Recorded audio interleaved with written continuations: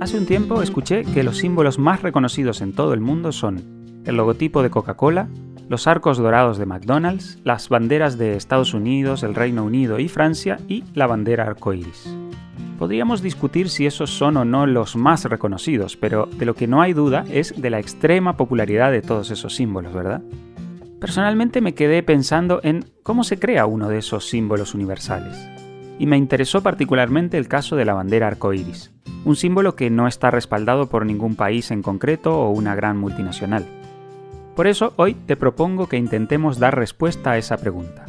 ¿Cómo es posible que en apenas 40 años la bandera arcoíris, como representación de la comunidad LGTBI, se ha transformado en un elemento tan reconocido en todo el mundo? Lo que encontré al investigar sobre este tema ejemplifica para mí a la perfección la famosa frase de la antropóloga Margaret Mead que dice: «Nunca dudes de que un pequeño grupo de ciudadanos reflexivos y comprometidos puede cambiar el mundo. De hecho, es lo único que lo ha hecho». Soy Martín Aro y esto es Guardianes de la Memoria, el podcast que te cuenta las historias que viven en los objetos. Comenzamos.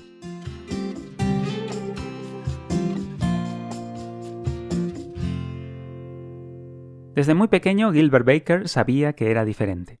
Se crió a principios de los años 50 en un pequeño pueblo de Kansas, en los Estados Unidos. Su madre era una mujer muy cariñosa y su padre era un hombre sumamente estricto al que le había tocado pelear en la Segunda Guerra Mundial. Al finalizar la guerra, el padre de Gilbert se convirtió en abogado y más tarde en juez, y llevó a toda su familia a vivir a otro pequeño pueblo de la América profunda. Un pueblo donde, según uno de los amigos de Gilbert, Charlie Bill, Gilbert se sentía muy fuera de lugar. Él, desde que tenía 5 años, trataba de vestirse con el vestido de fiesta de su tía y daba vueltas en la parte superior de las escaleras, y sus padres lo encontraron y lo regañaron. Le dijeron que no debía actuar como una niña. Y es que, como cuenta su también amigo y activista Hal Moskowitz, el ambiente rígido y conservador que se respiraba en el pueblo era para Gilbert como llevar una mochila cargada de piedras. Quiero decir, los hombres eran granjeros y las mujeres eran amas de casa. Por eso, durante toda su infancia, Gilbert sufrió mucha discriminación y mucha intimidación debido a quién era y cómo era. Era un espíritu libre. Por supuesto que era complicado, como todo ser humano, pero en su mayor parte era simplemente libre. Por fortuna, su adolescencia durante los años 60 fue un poco más fácil. En los últimos años de instituto se había vuelto muy fanático de Mick Jagger y David Bowie, y siempre que podía intentaba vestirse como ellos. Su padre, con cierta inquietud, le decía cada tanto: «A ver cuándo nos das una alegría y nos traes una novia a casa». Y Gilbert, nervioso, le contestaba: «Un día de estos, padre, un día de estos». Y la verdad es que a Gilbert le interesaban mucho las mujeres. Sobre todo le fascinaban sus vestidos. Muchas veces cerraba los ojos y se imaginaba llevándolos. Y por encima de todo soñaba con aprender a coser para algún día poder hacerse algún modelo para él. Cuando pensaba en eso se le iluminaba la cara con una amplia sonrisa.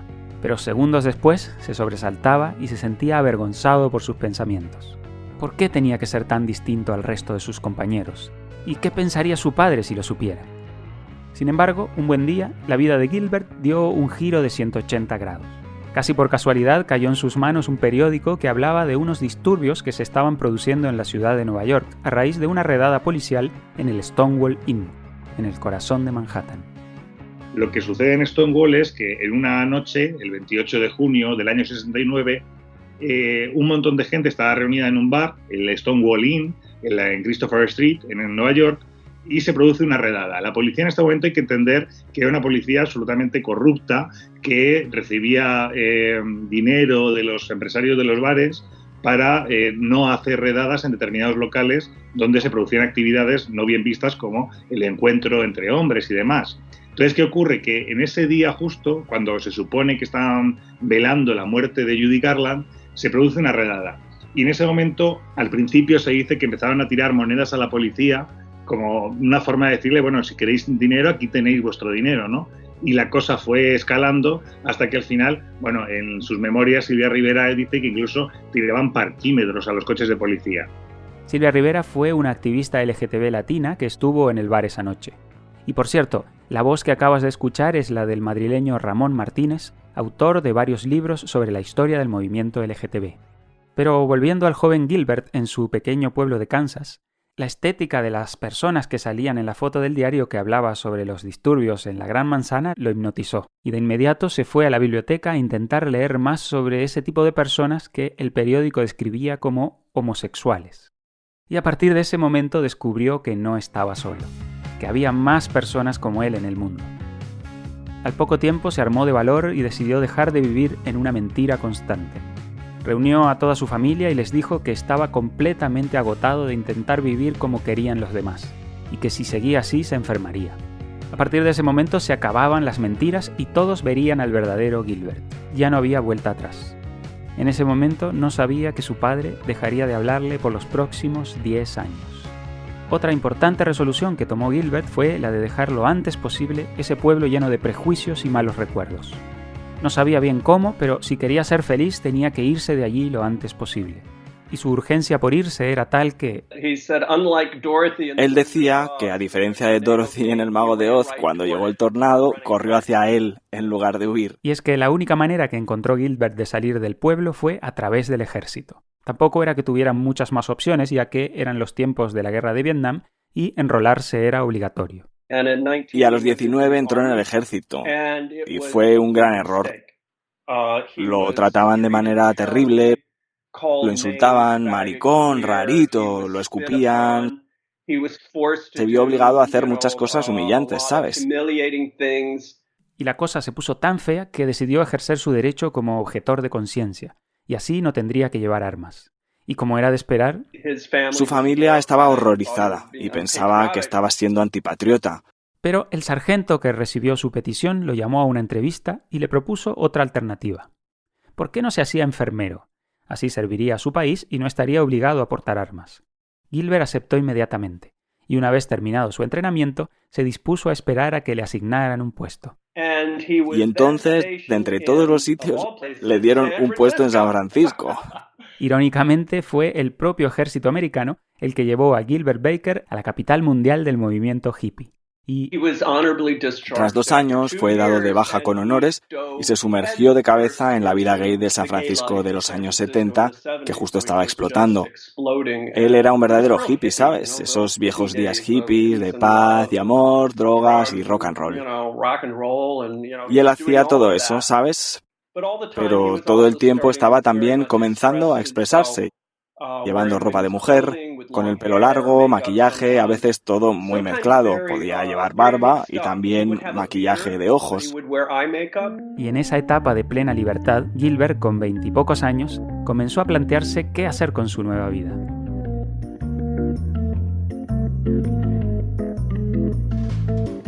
Entonces, en esos días de descubrimiento personal, Gilbert recordó su sueño infantil de coser sus propios vestidos. Y con sus últimos ahorros del ejército se compró una pequeña máquina de coser y dedicó los siguientes meses a aprender a usarla. Al mismo tiempo se fue involucrando cada vez más en el incipiente movimiento de liberación gay y también en el movimiento por los derechos de la mujer. Y como la costura se le daba muy bien, decidió usarla para apoyar a esas causas que él consideraba fundamentales para nuestra época. Y entonces, en lugar de dedicarse a la alta costura, Gilbert decidió usar sus talentos frente a la máquina de coser para confeccionar pancartas para las distintas marchas y movilizaciones y como una nueva forma de crear arte con mensaje político. Él consideraba que su costura era su arte, y seré muy claro sobre esto. Gilbert realmente se consideraba a sí mismo un artista político. Él pensaba que el arte era la herramienta política definitiva. Esa era una frase suya, que él podía usar su arte para cambiar mentes y para cambiar el mundo. Y esa dedicación a la causa lo llevó a conocer a Harvey Milk, el primer político americano abiertamente gay elegido para un cargo público. Harvey era un hombre que vivió en Nueva York mucho tiempo, de una manera muy velada, muy gris, muy escondido, hasta que se traslada a California y empieza a vivir de otro modo, ¿no? Se involucra en el movimiento hippie, abre una tienda de fotografía en la calle Castro y empieza a hacer vida muy visible. Y muy pronto le pica el gusanillo de la política. Se presentó un montón de elecciones, siempre perdía, hasta que se produce un cambio en los distritos electorales y consigue que ya todo su distrito esté formado por gente de esa clase ínfima, la clase LGTB en ese momento, y que siendo visible, por primera vez consigue ser elegido. Era un muy buen político, sabía muy bien cómo mover ideas y mover mensajes para poder destacar y poner ideas encima de la mesa, ¿no?, del debate público. Y Harvey se dio cuenta de la necesidad de tener un nuevo símbolo para el movimiento por los derechos de las personas homosexuales. Hasta ese momento los miembros del colectivo se identificaban con la letra griega lambda o con el triángulo rosa, que fue el símbolo que los nazis asignaron a los homosexuales en los campos de concentración. Pero Harvey quería deshacerse del horror que implicaba el recuerdo de los campos de concentración, y quería un símbolo que transmitiera esperanza y optimismo. Un nuevo símbolo bajo el cual se pudieran agrupar todas aquellas personas que no se sentían identificadas por la heterosexualidad dominante. Y entonces, en 1978, Harvey y otros activistas del movimiento fueron a hablar con Gilbert y le pidieron que creara ese nuevo símbolo para presentarlo en la marcha del Día de la Liberación Gay, que, como cada año, se haría a finales de junio en conmemoración de los incidentes de Stonewall. Y es que ese año el Día del Orgullo iba a ser un día muy especial para la comunidad LGTB de San Francisco. Ese día tocaba celebrar la victoria de Harvey Milk como miembro electo del gobierno de la ciudad, la primera persona del país elegida para un cargo público siendo abiertamente homosexual. Pero Gilbert tuvo una idea mejor. En lugar de un nuevo símbolo, Gilbert decidió que lo que necesitaban era una bandera. Y es que Gilbert había quedado muy impactado por el poder de las banderas a raíz de los festejos por los 200 años de los Estados Unidos en 1976. Un año en el que la bandera americana estaba en todos lados, en las casas, en objetos de decoración, en la ropa, en las calles. Y Gilbert vio cómo, a pesar de todo, la bandera americana era capaz de generar un sentimiento de orgullo y pertenencia que no lograba generar ningún otro objeto o símbolo. Y entonces, esa misma noche, supo cuál sería la bandera perfecta para el movimiento. Fue una epifanía. Estaba en un club, bailando con unos muy buenos amigos, y me imagino que, conociendo a Gilbert, llevaría un traje suelto y estaba bailando en la pista, dejando volar su espíritu.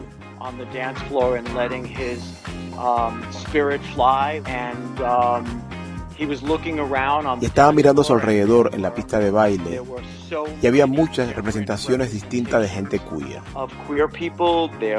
Había hombres fortachones con bigotes y jeans ajustados, y había hadas con trajes con alas.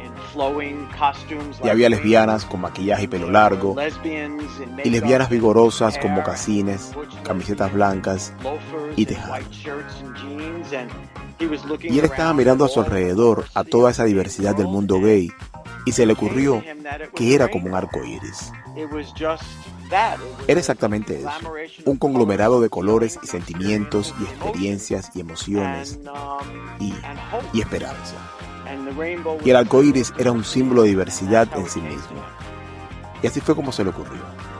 Y al día siguiente reunió a sus amigos y los puso a teñir grandes franjas de tela con los colores del arco iris. Y la cosa casi se les fue de las manos con tanta tela y tanta tinta. Los codos, es que estaba de tinta hasta los codos con toda esa cantidad de preciosa tinta natural. Pero consiguieron terminar el trabajo y cosieron estas dos enormes banderas. Eran de 9 por 18 metros y las llevaron a los mástiles de la Plaza de las Naciones Unidas. Y la gente que iba llegando al acto se quedaba impactada al ver esas enormes banderas arcoíris. Y al ver sus caras, Gilbert supo que la bandera sería un éxito. Unas horas más tarde, todas las piezas encajaron a la perfección cuando Harvey se subió al escenario y pronunció su famoso discurso titulado Esperanza, mientras el viento de San Francisco hacía ondear esas dos enormes banderas multicolores.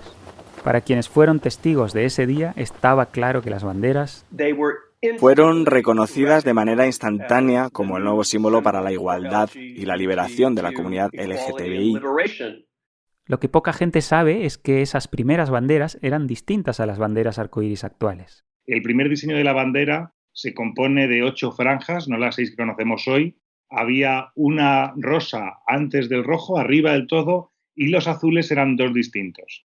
Y tampoco es muy conocido que, en su momento, cada franja tenía un significado muy particular, eran las consecuencias del movimiento hippie. El rojo era el amor, el rosa que desapareció de la sexualidad. Sexo, vida, sanación, luz solar, naturaleza, magia, arte y serenidad. Todo era muy, muy simbólico y a día de hoy simplemente la bandera ya existe per se como símbolo de toda la reivindicación en defensa de los derechos de las personas LGTB.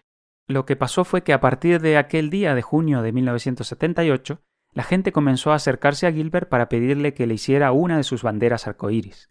Y al poco tiempo esa demanda se hizo tan grande que sobrepasó las capacidades de fabricación del pobre Gilbert y su pequeña máquina de coser. Entonces, Gilbert se presentó ante una conocida fábrica de banderas de la ciudad y los convenció para que lo contrataran como responsable de la producción de las nuevas banderas LGTB. El problema fue que rápidamente se quedaron sin tela de color rosa, y no podían comprar más porque las fábricas de bandera no producían ese color porque ninguna otra bandera del mundo usaba el color rosa. Y entonces, para no entorpecer la producción, Gilbert decidió suprimir la franja rosa. Y un poco más tarde, para que no quedara una bandera con franjas impares, decidió unificar los dos azules y comenzar a fabricar la bandera de 6 franjas que conocemos hoy en día. Después de todo lo que había sufrido Gilbert en su vida, finalmente tenía un trabajo estable y tanto él como su bandera iban siendo poco a poco reconocidos en la ciudad. Pero apenas 5 meses después, el optimismo y la esperanza que reinaban en la comunidad LGTB fueron arrasados en un instante cuando Dan White, un ex integrante del gobierno de San Francisco, irrumpió en el ayuntamiento matando al alcalde Moscone y luego pasándose por el despacho de Harvey y disparándole también a él hasta que acabó con su vida. Lo triste de todo esto es que Dan White alegó en el juicio que tenía una leve enajenación mental porque estaba alimentándose de comida basura y el tribunal lo aceptó ese argumento como válido. Y aunque luego se suicidó, tuvo una pena mucho menor de lo que habría sido en cualquier otra situación. Parece, y en ese momento era evidente, y en el día de hoy sigue siéndolo, que una vida LGTB para alguna gente no vale lo mismo que una vida heterosexual. El asesinato de Harvey y la reducida condena que recibió su asesino afectaron profundamente a la comunidad. Hubo mucha gente que se vio arrastrada a un lugar muy oscuro. Una nube negra cayó sobre San Francisco y mucha gente estaba muy enfadada y deprimida. Pero personas como Cliff Jones y Gilbert sabían que había que continuar. Y entonces el reconocido activista Cliff Jones y su amigo Gilbert lograron que la ciudad de San Francisco pagara la fabricación de 400 banderas arcoíris para el Día del Orgullo del año siguiente, el primer orgullo sin Harvey. Y esas banderas se colgaron en todas las calles por donde pasó la manifestación del orgullo en junio de 1979. Mucha gente te dirá que esa exhibición en 1979, de las 400 banderas, fue casi tan importante como las primeras banderas, porque decía a la comunidad, esta es tu bandera. El golpe por el asesinato de Harvey fue muy duro, pero a principios de los 80, un nuevo enemigo golpearía mucho más fuerte a la comunidad LGTBI. La terrible pandemia del VIH-Sida, una enfermedad que costaría la vida a miles y miles de personas. Y durante esos duros años, la bandera arcoíris adquirió nuevos significados dentro de la comunidad. En la época de la pandemia del VIH, cada vez que veíamos la bandera, nos recordaba que no estábamos solos. En los Estados Unidos sentimos que, como hombre gay, sentí que el gobierno no nos respaldaba, porque no lo hacía y no nos apoyaba. Y nos sentíamos muy solos y abandonados. Y cada vez que veía una bandera, me recordaba que, de hecho, si esos monstruos en Washington, D.C. no nos estaban prestando atención y no estaban en casa cuando llamamos a su puerta, nosotros todavía éramos una unidad. La bandera me recordaba que aún había otras personas alrededor. La bandera era como una manta, o como un abrazo, o como un envoltorio. Era un recordatorio de que no estábamos solos, de que no habíamos sido olvidados porque nos teníamos el uno al otro. Y a pesar de esos terribles años de la década de los 80 y principios de los 90, Gilbert continuó con su activismo. Finalmente, en 1994, se muda a Nueva York y con la ayuda de su amigo Cliff y miles de voluntarios, organizan la creación y el despliegue de una enorme bandera arcoíris de 1,6 kilómetros de largo para conmemorar los 25 años de Stonewall. La idea era desplegar la bandera gigante por la Quinta Avenida, pero como cuenta Charlie, que estuvo allí ese día, no la desplegamos en la Quinta Avenida. Teníamos a este alcalde horroroso llamado Rudy Giuliani que nos impidió hacerlo. Nos revocó los permisos que habíamos obtenido para la Quinta Avenida, lo que nos hizo llevarla a la Primera Avenida. Y en señal de protesta, una vez desplegada, la cortamos en trozos y la llevamos a escondidas a la Quinta Avenida y nos unimos a una marcha ilegal de ACT UP. ACT UP era un grupo de acción directa creado para llamar la atención sobre la pandemia del SIDA y la gente que la padecía. Y, por cierto, esas secciones que cortamos fueron entregadas a contingentes de todo el mundo. Y dimos los trozos de la bandera, fueron a Londres, a Cuba, a China, a Brasil, fueron a todas partes del mundo. Y así, al año siguiente, de repente, se vieron esos enormes trozos de bandera en las marchas de muchos países y eso ayudó a internacionalizar el símbolo. Poco a poco, el horror del VIH se fue neutralizando y el activismo surgido de esos momentos tan difíciles fue permitiendo ciertos avances para el colectivo. En el año 2000, Gilbert fue invitado al primer Orgullo Mundial celebrado en Roma y en 2003, con motivo de los 25 años de la creación de la bandera, desplegó una gigantesca bandera arcoíris en la Florida que iba desde el Golfo de México hasta el Océano Atlántico. Y fue una bandera de 2 kilómetros, otro récord mundial para Gilbert Baker. Charlie, además de activista y amigo de Gilbert, es un reconocido director de arte en Hollywood, y como forma de ilustrar el compromiso político de Gilbert, me contó la siguiente anécdota. Resulta que en 2007 cayó en manos de Charlie la dirección de arte de lo que sería la premiada película sobre la vida de Harvey Milk, titulada Milk, y protagonizada por Sean Penn.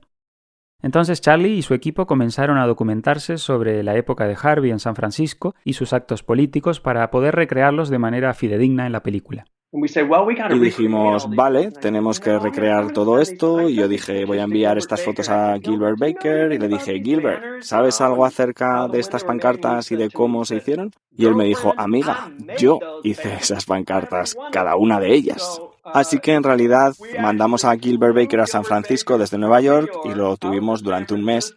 Y él volvió a hacer esas pancartas para la película. Otra muestra del carácter y la tenacidad de Gilbert se produjo en 2012 a raíz de un derrame cerebral que afectó drásticamente su movilidad. Fue grave. Tuve problemas con su ojo, su brazo izquierdo y su mano izquierda.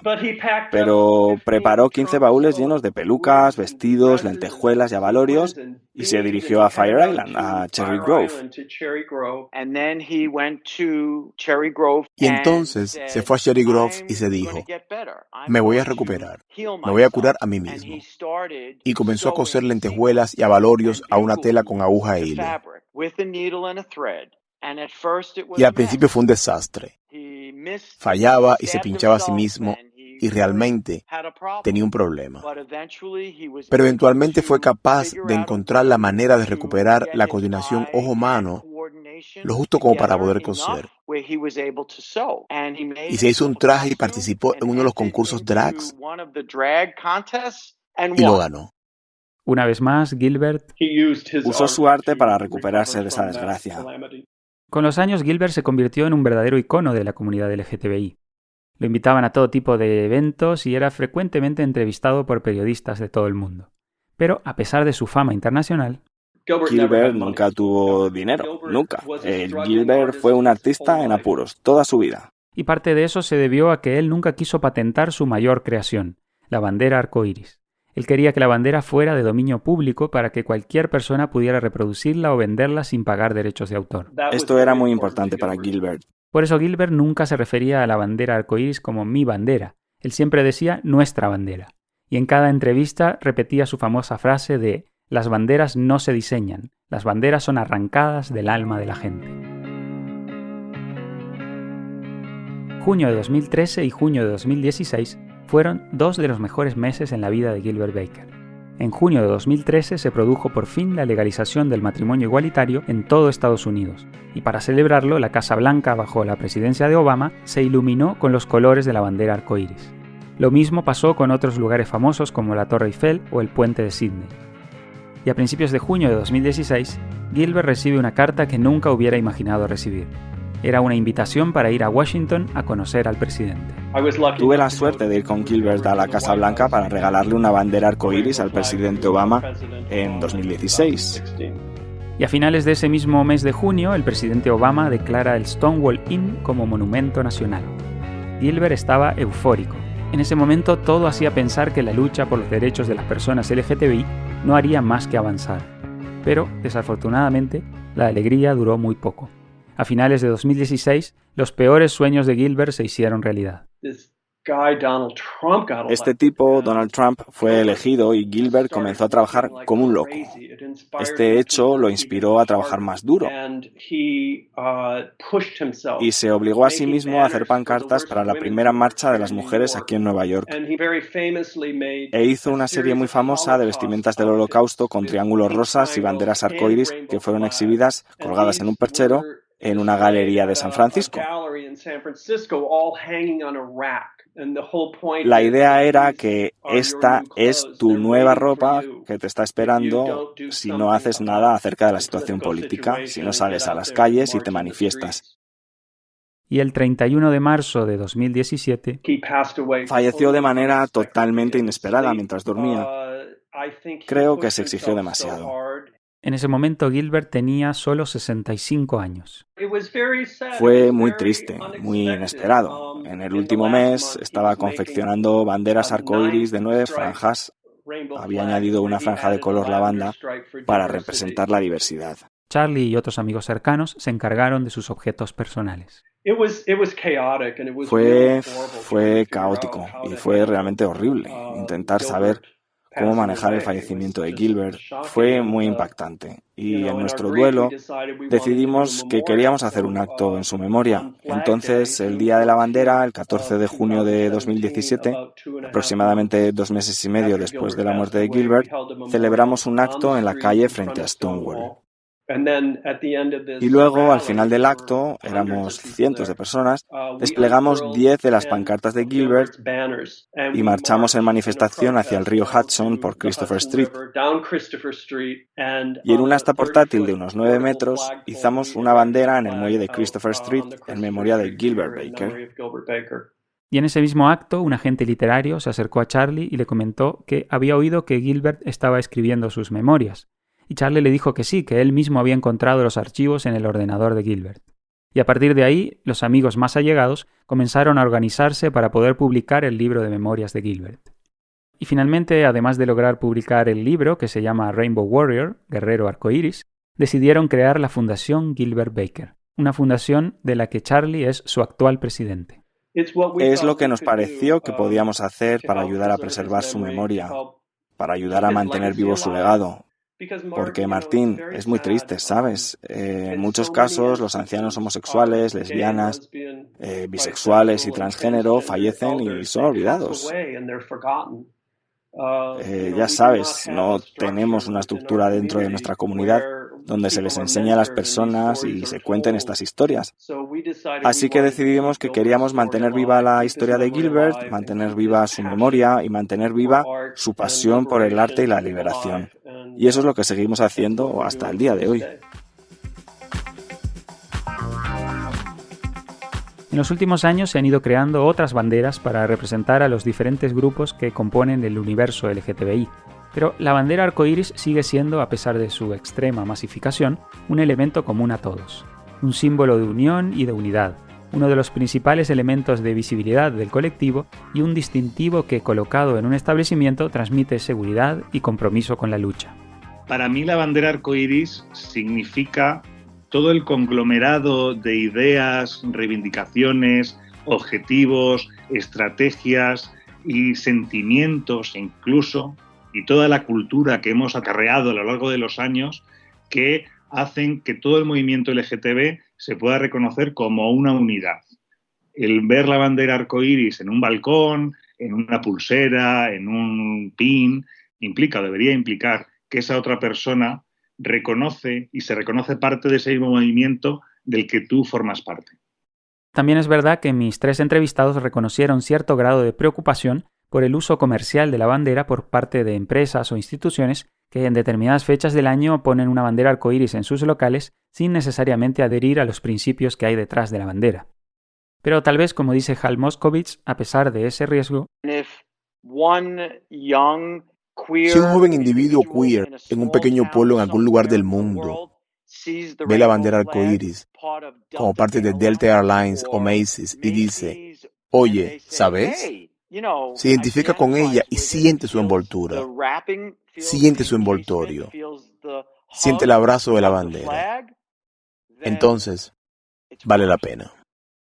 Los tres también reconocieron que la lucha del colectivo está muy lejos de terminar. Y creo que Charlie Bill lo resume muy bien en este mensaje a los demás miembros del colectivo. Mantened la bandera flameando en lo alto y con orgullo. Y es que la batalla aún no ha terminado, ¿sabes? Nunca terminará. Nuestros detractores siempre estarán allí. Pero mientras tengamos estos poderosos símbolos con los que manifestarnos, nos acercaremos mucho más a nuestros objetivos de libertad y liberación.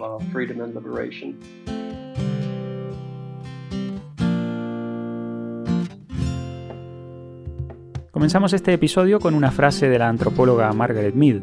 Y ahora, para terminar, me viene a la cabeza otra de sus frases que creo que resume perfectamente el punto de vista de Gilbert Baker.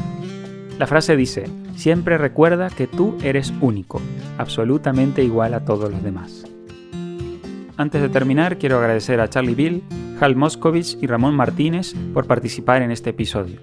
Quiero agradecer también al ilustrador y escritor Carlos Valdivia por su ayuda durante la preparación de este episodio y a mis amigos Mateo Sancho y Nelson Núñez por doblar las voces de Charlie y Hal respectivamente.